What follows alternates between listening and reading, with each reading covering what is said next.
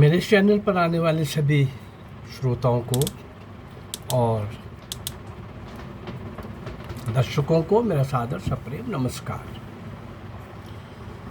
भारतीय स्वतंत्रता संग्राम का 190 वर्ष का इतिहास, ईस्ट इंडिया कंपनी के आगमन और ब्रिटिश गवर्नमेंट के जाने तक का इतिहास। इन 190 वर्षों में मोटे रूप पर 1757 से 1947 तक अनगिनत कुर्बानियाँ हुई, बलिदान हुए, यातनाएं सही गईं। काला पानी जैसा भयंकर, नर्क से भी भयंकर, उस सब के अंदर भारत के महान क्रांतिकारियों को धकेला गया। 90% का पता भी नहीं कौन कौन थे, वापस ही नहीं आए, आ भी नहीं सकते थे। 1, 2, 4 कहीं जो वापस आए, उन्होंने जो बताया आप सोच भी नहीं सकते, हम सोच भी नहीं सकते। ऐसा सब संघर्ष करने वाले, फांसी के तख्तों पर झूल जाने वाले, कि जेलों के अंदर हर तरह के कष्ट, आपदा विपदा की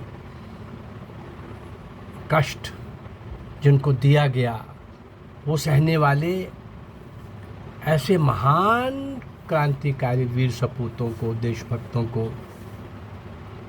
कहीं भी इतिहास में दर्शाया नहीं गया, दिखाया नहीं गया, पढ़ाया नहीं गया। उन महान वीर सपूतों के साथ न्याय हो सके, मेरा प्रयास है कि मैं इस YouTube चैनल के माध्यम से इन 190 वर्षों के वो महान क्रांतिवीर, भारत माँ के सपूत, नींव के पत्थर, जिस नींव पर ये स्वतंत्रता रूपी महल बना और हम नींव के पत्थरों को नहीं जानते,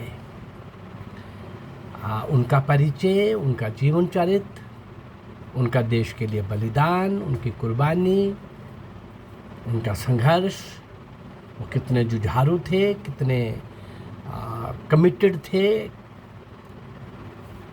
किस प्रकार से वो संकल्प से सिद्धि की ओर बढ़ जाते थे और उस सिद्धि की प्राप्ति के लिए क्या क्या उनको कीमत चुकानी पड़ती थी। ये सब कोशिश रहेगी मैं इस चैनल के माध्यम से उन अज्ञात अनसंग हीरोज़, उन महान नायक और नायिकाओं को मैं आपके सामने लाऊं। थोड़ा सा हमें समझना होगा इन महान क्रांतिकारियों के मन में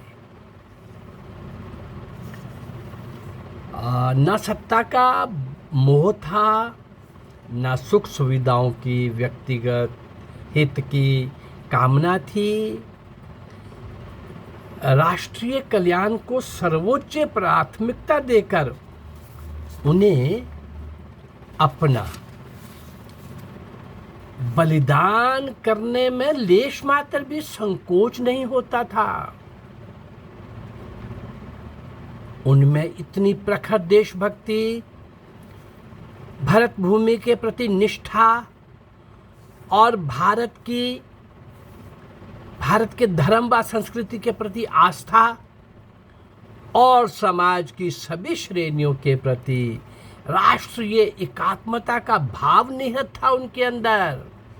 वो किसी एक जाति के लिए, एक समूह के लिए, ना अपनी सत्ता के लिए, ना अपने राज्य के लिए, ना अपने कुल के लिए, ना अपने खानदान के लिए लड़ रहे थे। वो सब लोग किस भाव से काम कर रहे थे? उनके अंदर राष्ट्रीय एकात्मता का भाव निहित था भाई, जिसके कारण कह सकते हैं कि उन्होंने स्वाधीनता संग्राम में महत्वपूर्ण योगदान प्रदान किया था। इसीलिए उन्हें क्रांतिकारी महापुरुष पुकारा जाता है। अब हम सोचें जरा, इस वर्तमान समय में भी ये एक महत्वपूर्ण विषय हो सकता था, हो सकता है। आज़ादी के बाद ये महत्वपूर्ण विषय होना चाहिए था, लेकिन नहीं हुआ। अरे भावी पीढ़ी, भावी नागरिक, आज के नागरिक स्वाधीनता संग्राम के इन गौरवशाली क्रांतिकारियों का परिचय कराया जाए, ऐसा प्रयास नहीं होना चाहिए था। उनके प्रेरक प्रसंगों की जानकारी देकर उनके प्रति भक्ति व जन जन के अंदर राष्ट्रभक्ति और सामाजिक हित के लिए त्याग और तपस्या का भाव जागृत किया जाए, ऐसा प्रयास नहीं होना चाहिए था। इसी उद्देश्य की पूर्ति के लिए मैंने ये संकल्प लिया है कि इन क्रांतिकारियों की गौरव गाथाएं मैं इस चैनल के माध्यम से आप तक पहुंचाऊंगा।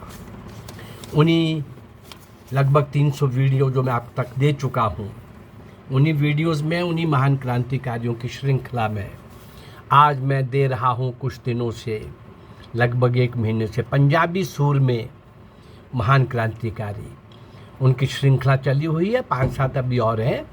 फिर मैं क्रांतिकारी महिलाओं को लेने वाला हूं और फिर 400 नायक और नायकों का वर्णन करने के बाद मैं उस इतिहास के उस और पीछे जाना चाहूँगा। सिंध के राजा दाहिर से लेकर नेताजी सुभाष चंद्र बोस तक ऐसे कम से कम 1000 नायक नायिकाओं को आपके सामने लाने का प्रयास करूँगा। तो आइए आज उसी श्रृंखला में, उन पंजाबी सूरमों की श्रृंखला में आज हम चलते हैं। महान क्रांतिकारी करम सिंह, भाई करम सिंह, सरदार करम सिंह, पंजाबी सूरमा करम सिंह, श्री भगवान दास के पुत्र करम सिंह, मनको गांव और जिला जलंधर। आज का पंजाब, जलंधर पंजाब का जिला है, आज के पंजाब का जिला है। पिता सुनार का काम करते थे, फिर भी घर में कोई बहुत समृद्धि नहीं थी, साधारण रूप से घर चल रहा था। करम सिंह का दुनियादारी में तो मन नहीं लगता था, पढ़ाई में भी कोई बहुत तीक्ष्ण बुद्धि वाले ऐसे नहीं थे। हाँ, लेकिन वो इस प्रकार के अक्खड़ भी कह सकते हैं, लेकिन चंचल इतने थे कि किसी की बात को सहन करना उन्हें किसी भी तरह से स्वीकार्य नहीं था। कोई भी नाजायज बात, गलत बात, कोई भी अत्याचार, कोई भी अन्याय वो सह नहीं सकते थे। हाँ, ये भी करम सिंह भी, अभी पिछले मैंने जो एपिसोड दिया था नंद सिंह का, नंद सिंह, महान क्रांतिकारी नंद सिंह के उन 5 साथियों में से एक थे ये करम सिंह, जिन्हें एक ही दिन में अर्थात 27 फरवरी 1926 को फांसी दी गई और एक ही चिता पर जलाए गए। अंतिम संस्कार एक ही चिता पर। जिन 5 महान क्रांतिकारियों को ऐसा हुआ जिनके साथ, उनमें से एक भाई करम सिंह भी थे, सरदार करम सिंह भी थे। सूबेदार गेंदा सिंह को मारने में करम सिंह शामिल था, इसमें कोई शक नहीं। करम सिंह भी शामिल था। बब्बर ने अकाली आंदोलन के प्रचार प्रसार में खूब काम किया। बब्बर खालसा, बब्बर अकाली दल, ऐसा एक आंदोलन, उसके प्रचार प्रसार में खूब काम कर रहे थे। और आखिर में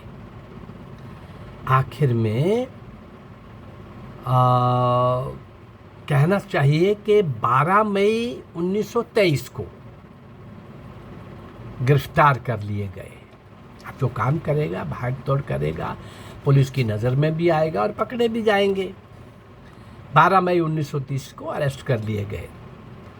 अभियोग और न्याय का स्वांग, ड्रामा, नाटक सब खेला गया, वो खेला ही जाना था। अदालत में जज के सामने करम सिंह ने क्या बोला, इस महान क्रांतिकारी ने क्या कहा था, सुनिए जरा।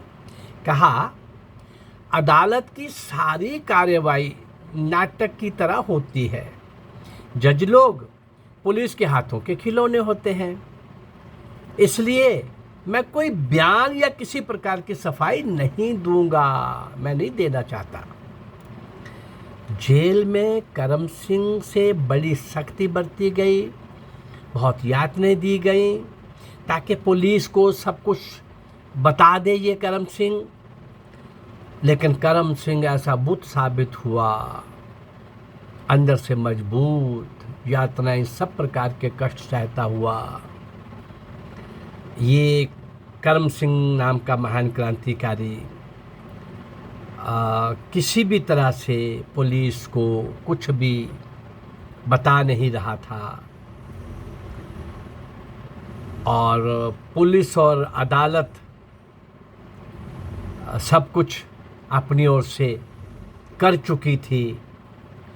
सूबेदार गेंदा सिंह की हत्या का अभियोग एक, ये दूसरा राजद्रोह का अभियोग, तीसरा जनता में बदअमनी फैलाने का अभियोग। ना जाने क्या क्या और कैसे कैसे अभियोग। वो तो उनको कागज़ भरना होता था, पेश करना होता था और पेश करने के बाद कहाँ पहुँचाना है उनको भी पता होता था और इन महान क्रांतिकारियों को भी पता होता था। बिना सिर पैर के अभियोग लगाती रहती थी पुलिस। और पुलिस भाई तब अंग्रेज़ों की गुलाम थी। वो जो चाहते थे उनकी इच्छा पूर्ति के लिए पुलिस को काम करना था, इसलिए उनके इशारों पर नाचना समझ में आता है। लेकिन आज और अब, यानी स्वतंत्रता संग्राम के 7 दशक से भी ज़्यादा हो जाने के बाद, हमारी पुलिस, आज़ाद देश की पुलिस, अपने भाइयों को फंसाने, उनसे मोटी रकम हेंटने, जलील करने के लिए, झूठे आरोपों को सही सिद्ध करने के लिए, अपने पास से नागरिकों की जेब में अफीम, गांजा और स्मैक डालकर उनके घरों में रिवॉल्वर, पिस्टल और लंबा छुरा ये सब रखकर लोगों को किस उद्देश्य से झूठे अभियोगों में फंसाकर सजा देने में तुली रहती है आज भी, या सजा दिलाने की कोशिश करती है। निर्दोष लोगों को उनको अपनी खाना पूर्ति करनी होती है। ये समझ से बाहर है। स्वतंत्र और लोकतंत्र भारत की पुलिस थानों में, स्वतंत्र भारत में और लोकतंत्र भारत में पुलिस थानों में महिलाओं से बलात्कार, लोगों को अपराधी के बदले जेलों में बंद रखती है। अपराधियों के बदले में निर्दोष लोगों को भी जेलों में बंद रखती है, अपराधियों को छिपाकर। ऐसा कई बार सामने आता है, आप देखते हो। बिना अपराध के लोगों को अपराधी के बदले में निर्दोष लोगों को अंदर रखना, कैदियों की आंखें फाड़ देना, बिना मुठभेड़ दिखाकर, फरार बताकर तथाकथित अपराधियों को गोली से मार देती है। शरीफ नागरिकों से अपराध करवाकर अपराधकर्मी बना देती है। तो क्या अंतर रहा भाई 1947 से पहले की वो गुलाम पुलिस का, उस पुलिस का, उनके और आज इनके आचरण में क्या अंतर रहा? ये समझना पड़ेगा। इन बातों को भी साथ साथ समय समय पर हमें विचार करना पड़ेगा। जिस महान क्रांति की प्राप्ति के लिए, जिस महान क्रांति की प्राप्ति के लिए सर्वस्व न्यौछावर किया जिन लोगों ने, क्या सोचकर, इस तरह के भारत के लिए 70 साल से जो मामला डिरेल हुआ था, पिछले 7-8 सालों से कुछ अभी बहुत करना बाकी है भाई। अभी तक भी देखिए देशद्रोहियों के लिए कोई दंड निर्धारित नहीं हुआ, देशद्रोहियों को कहीं दंड मिलता दिखता नहीं। आज भी शाहीन बाग, किसान आंदोलन और पता नहीं क्या क्या कानून को धत्ता दिखाकर, अंगूठा दिखाकर चिढ़ाता है वो यहाँ की व्यवस्था को, यहाँ के संविधान को। जो कुछ भी हो रहा है आप सबके सामने है। रामनवमी पर अपने ही देश के अंदर जुलूस को पत्थरबाजों का शिकार होना पड़ता है। कानून कहाँ है? अभी कुछ थोड़ा बहुत दिखने लगा है, बुलडोजर भी अपना काम करने लगा है, लेकिन ऐसे लोगों के लिए डिक्लेयर्ड दंड 1-2-4 महीने में इनको दंडित करना, इस कानून को, इस व्यवस्था को गति प्रदान करना, जिस देश में शरीफ को राहत, दोषी को दंड नहीं, कानून का शासन नहीं, कानून का डर नहीं, वो देश बहुत देर तक व्यवस्था में चला नहीं करता। एनार्की होती है, सिविल वार होती है। और दुनिया के अंदर यद्यपि आज भारत बड़े सम्मानजनक दृष्टि से खड़ा हुआ है, आंख से आंख डाल करके, आंख में आंख डाल करके बात करने लगा है, पुनः विश्व गुरु की ओर बढ़ता हुआ दिख भी रहा है, लेकिन अंदर की व्यवस्थाएं अभी भी बहुत सारी झरझर हैं। आइए हम अच्छी कामना करें और ध्यान रखें, जिन गद्दारों के कारण देश गुलाम हुआ था उन गद्दारों को आज नहीं पनपने देंगे, नहीं खड़ा होने देंगे। सरकार जल्दी इनके लिए कानून नहीं बनाएगी तो सरकार के विरुद्ध खड़े होंगे, आवाज़ उठाएंगे। हर देशभक्त का, सज्जन और शरीफ और ऐसे जागरूक व्यक्ति का ये काम है। आज के लोग उन क्रांतिकारियों की श्रृंखला में खड़े होके, आज यद्यपि आपको फांसी के लिए नहीं जाना, पर इस काम के लिए जागरूक होना, और जिनको हम समझते हैं कि इनसे किया जाना चाहिए, ये नहीं करेंगे तो कोई नहीं कर पाएगा। अगर ये भी नहीं कर रहे तो देश के हर कोने से, 10 दिशाओं से, खेत खलिहान, चौक बाजार, गली कूचे से आवाज़ आनी चाहिए कि देशद्रोहियों के विरुद्ध सख्त कानून बनाओ। आप नहीं करोगे तो कोई नहीं कर सकेगा। इसी भावना के साथ मैं इस चैनल के माध्यम से उन महान क्रांतिकारियों को आपके सम्मुख ला करके, एक को आपके सामने ला करके, जिनको कोई नहीं जानता, आपके सम्मुख ला रहा हूँ। और आपकी जानकारी के लिए बड़ी शीघ्र ही 3-4 महीने के बाद ये बहुत बड़ा एक टीवी सीरियल सिंध के राजा दाहर से लेकर के सुभाष चंद्र बोस तक कम से कम 1000 नायक और नायिकाओं को दिखाने वाला आपके सामने प्रस्तुत होने जा रहा है। मेरा ये प्रयास अगर आपको अच्छा लग रहा है तो आप इस चैनल को लाइक करिए, सब्सक्राइब करिए और इसको शेयर करिए। नमस्कार, जय भारत, जय हिंद।